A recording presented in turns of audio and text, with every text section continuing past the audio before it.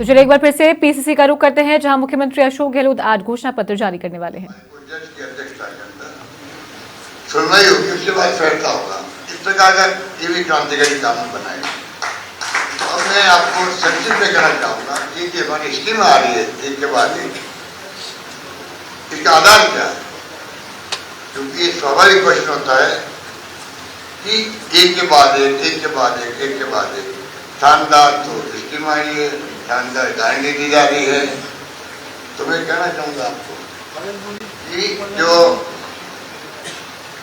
सामाजिक सुरक्षा हमारा मोटो भी है, सोशल सिक्योरिटी। हम तो मांग करते हैं केंद्र सरकार की, पूरे देश में राहुल गांधी जो लेकर आए न्याय योजना 6000 वाली, उसका विस्तार करते हुए राइट टू सोशल सिक्योरिटी मिले देशवासियों, हर परिवार को दुनिया के मुल्कों की तरह मंथली पैसा मिले।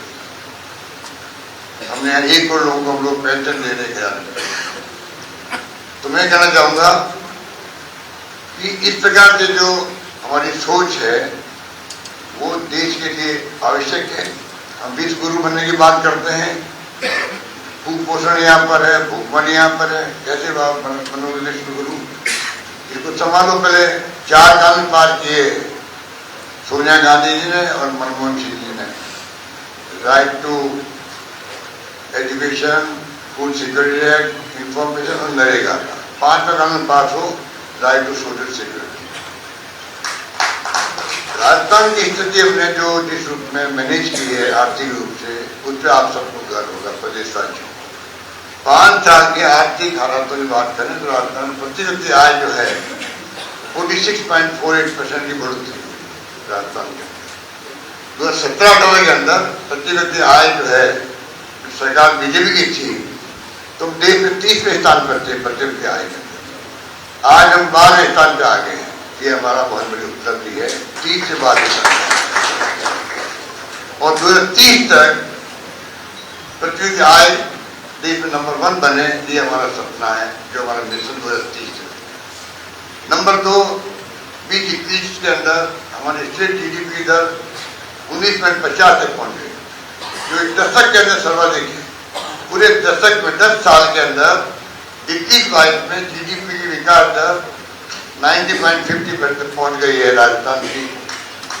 ये सर्वाधिक है यहाँ पर एक दशक के अंदर। प्रदेश में खाद्यान्न उत्पादन जो है 22 के अंदर 8.10% की बढ़ोतरी हुई है, जो राष्ट्रीय दर से दुगनी है। नेशनल एवरेज से दुगनी होना बड़ी बात है। उत्पादन खाद्यान्न का राजस्थान के अंदर 2022 के अंदर बीजेपी सरकार ने मैन्युफैक्चरिंग सेक्टर में 12 स्थान पर थे हम लोग, आज हम 7वें स्थान पर आ गए। पीपल फ्रेंडली टैक्स रिफॉर्म के कारण से जो रिफॉर्म किए थे उसका फायदा मिला हमें। 21-22 में 24.5% और 22-23 में 16.7% की बढ़ोतरी हुई है, जो 13-14 के बाद सर्वाधिक बढ़ोतरी है टैक्स रिफॉर्म का रेवेन्यू की राजस्थान के अंदर। जब रेवेन्यू आ रही है उसका फायदा दे रहे हैं, इसलिए हमारी अर्थव्यवस्था 15 लाख करोड़ की हो जाएगी। इन सब कारणों से हमारी अर्थव्यवस्था इस साल के अंत तक 15 लाख करोड़ हो जाएगी और हम अगले 7 साल 2030 की बात की है, वहां हमारा लक्ष्य 30 लाख करोड़ तक जाने का लक्ष्य रखा गया है। इस प्रकार हमने बेहतर होती आर्थिक स्थिति का लाभ जो है अलग अलग योजनाओं के माध्यम से जनता को दिया। ये मैं कहना चाहता हूँ जिस तरह हमारा परफॉर्मेंस है और लास्ट में आर्थिक विकास दर उत्तर भारत में राजस्थान नंबर 1 है। पूरे देश के अंदर बड़े राज्यों में नंबर 2 है। नंबर 1 आंध्र प्रदेश 11.4% और 11.04% राजस्थान है। नंबर 2 है देश के अंदर और उत्तर भारत में नंबर 1 हम लोग हैं आर्थिक विकास दर में। इसलिए हमने जो लाभ मिल रहा है आर्थिक विकास बड़ी हमारी, उसका लाभ हम जनता में शेयर करना चाहते हैं, कर रहे हैं। ये मैं कहना चाहता हूँ। मैं ये साहब से निवेदन करूंगा कि हमारे मैन्युफैक्चर लॉन्च करने की बात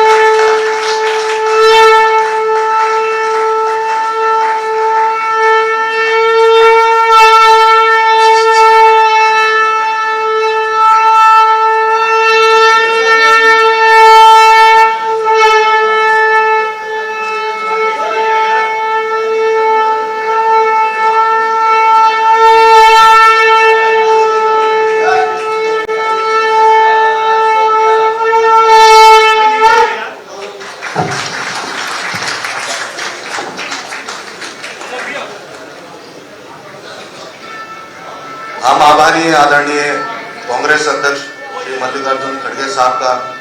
मैं आमंत्रित करता हूं आप आशीर्वचन प्रस्तुत करें। आदरणीय खड़गे साहब।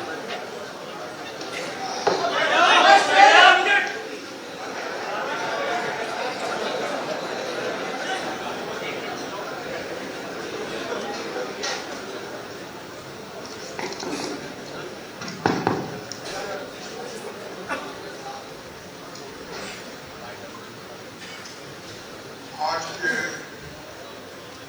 इस घोषणा पत्र जो हमने जारी कर रखा,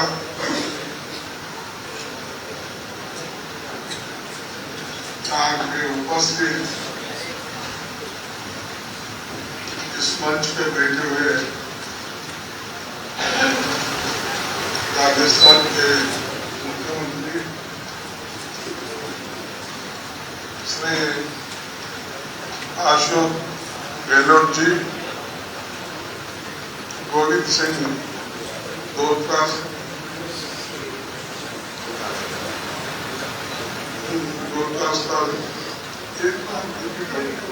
आपको सीट गोविंद सिंह की बस है, उसी से पहचाना जाता कौन है क्या है। तो ये सीपी जोशी जी क्यों रख लिया? आप तो सिंह है बस है, गोविंद सिंह की बस है, तो उसी से पहचाना जाता कौन है क्या है। फिर ये क्यों? सीपी जोशी जी, जयराम रमेश जी, मुकुल वासनिक जी, सचिन पायलट जी, प्रमोद तिवारी जी, जितेंद्र सिंह जी, मोहन प्रकाश जी, नासिर हुसैन जी और इस मंच पे बैठे हुए साथियों, और यहाँ पर जो हमारे पार्टी के अन्य नेता है, और खासकर इस समारोह में घोषणा पत्र डिक्लेरेशन में उपस्थित मेरे मीडिया के भाइयों, अभी इस घोषणा पत्र में क्या है इसका हमारे पीसी जोशी साहब ने पूरा आपको बताया। सीपी जोशी साहब जितने मेन पॉइंट्स थे वो सभी उन्होंने माध्यम के साथ सामने भी रखा और यहाँ उपस्थित सज्जनों के सामने भी रखा। जो कुछ बोलना था उन्होंने बोला, जो कुछ बचा कुचा था तो चीफ मिनिस्टर बोल दिए, तो इसीलिए तो मेरा काम बड़ा आसान आपका लेना नहीं चाहता, क्योंकि मेरे को फिर उदयपुर से निकलना है। मैं एक ही बात कहूंगा कि ये राजस्थान कांग्रेस का मजबूत गढ़ है। आज से नहीं, 1926 में कांग्रेस पार्टी ने पहली बार सेंट्रल लेजिस्लेटिव असेंबली के घोषणा पत्र जारी की थी। तब से ही हम वही वायदे करते हैं जो पूरा कर सके, जिसे अमली जामा पहना जा सके। तो हमारे जो वायदे हैं वो बिल्कुल अनुष्ठान लाने के लायक भी है और अनुष्ठान में हम लाए,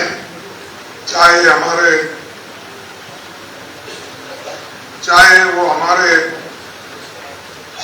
राज्य के हो, सेंट्रल गवर्नमेंट के हो, या कोई भी कार्यक्रम हमारा हो, उसमें हम जो वायदे करते हैं उसको निभाते हैं। अभी यहाँ जो पिछले का घोषणा पत्र था, अशोक गहलोत जी ने और पूरे कांग्रेस के नेताओं ने मिलकर उसको जारी किया। 95% प्रॉमिसेस उन्होंने फुलफिल किया। अगर एक मैनिफेस्टो में कही हुई बातें अगर 90% कोई पार्टी करती है तो एक बहुत बड़ा अचीवमेंट राजस्थान के लिए भी है और बहुत बड़ा अचीवमेंट कांग्रेस पार्टी के लिए भी। तो ये एक तरफ हमारा है।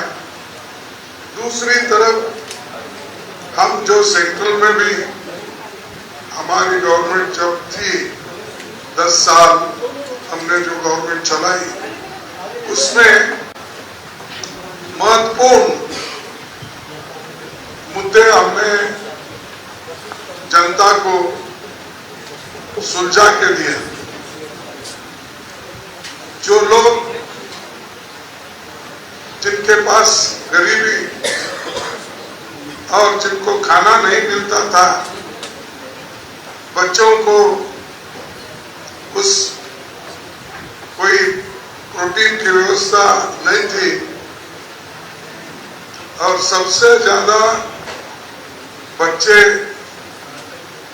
के प्रोटीन के कमी की शिकार कहाँ है बोले तो गुजरात में। आप देखिए, आप बाकी का नहीं पढ़े, अपना जो ठीक था उतना पढ़े, लेकिन दूसरे की कमी क्या है वो नहीं पढ़े। गुजरात में बहुत से कमियां हैं। जिस जगह से कम 13 साल 13.5 साल एक व्यक्ति चीफ मिनिस्टर रहा, वही व्यक्ति इस देश का प्रधानमंत्री 10 साल रहा, वो अपने ही स्टेट में नहीं कर सका। वजह क्या है कि कमिटमेंट नहीं है। जिसके पास कमिटमेंट है, गरीबों के लिए दर्द है, वो लोग किसी न किसी हालत में करते हैं। जब हम मनरेगा स्कीम लाए थे तब बहुत से लोगों ने टीका की, बीजेपी के लोग भी टीका किए, आर्थिक दृष्टि से जो एक्सपर्ट थे वो भी टीका किए, ये कहां से लाएंगे, कहां देंगे, ये नहीं होने वाली बात है। ये सब आप सुने होंगे, देखे होंगे।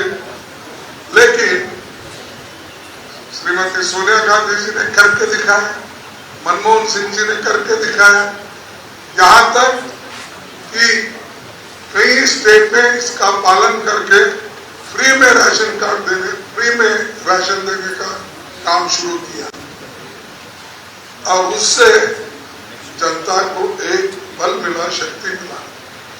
यानी जब आपके हाथ को काम मिलता है तो आदमी अपने स्वतंत्र जीवन चलाता है।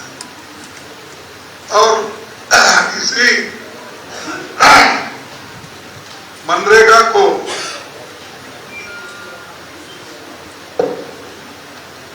मोदी साहब कहे थे, जब मैंने पूछा कि मोदी साहब और जेटली साहब मनरेगा के लिए आप बहुत पैसा कम रखे हैं, क्या इसको अबोलिश करने वाले हैं क्या?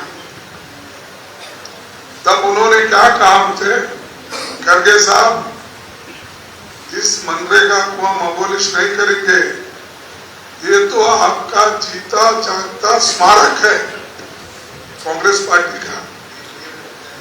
हाँ, पीएम ने खुद ने कहा, उन्हें ही कहा था, जब कहा तुम्हारा जीता जागता फेल्यूर का ये एक स्मारक है, इसको मैं निकालता नहीं और पैसे दूंगा मुझे। और थोड़े पैसे रखते बजट में, बाद में उनको जब सारे लोगों का, सारे स्टेट से जब प्रेशर आया, उसको बढ़ाना पड़ा।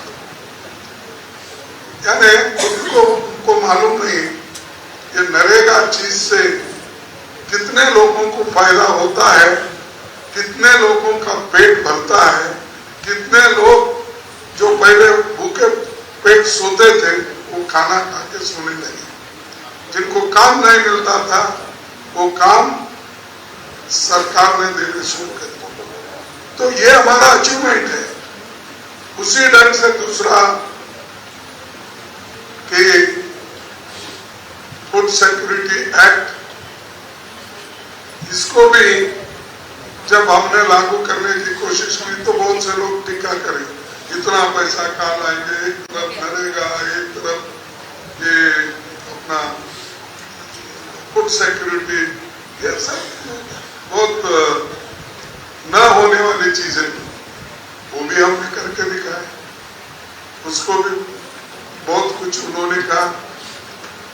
फिर बच्चों के एजुकेशन के लिए उन्होंने कंपलसरी एजुकेशन से हर बच्चे को शिक्षा मिलना चाहिए, ये जो एक्ट बना के हमने दिया वो भी उस वक्त उन्होंने टीका की। ऐसे बहुत सी चीजें हैं जिन पर कांग्रेस के काम पर उन्होंने टीका करते ही रहे और वो खुद कुछ नहीं करे। हमको गालियां देने का छोड़ के दूसरा काम उन्होंने कुछ नहीं किया, लेकिन खुद ही बोलते हैं गालियां तो हमको देते हैं, राहुल गांधी जी को देते हैं, अब इनको भी शुरू करे हैं, अशोक को भी देने का, और दूसरे हर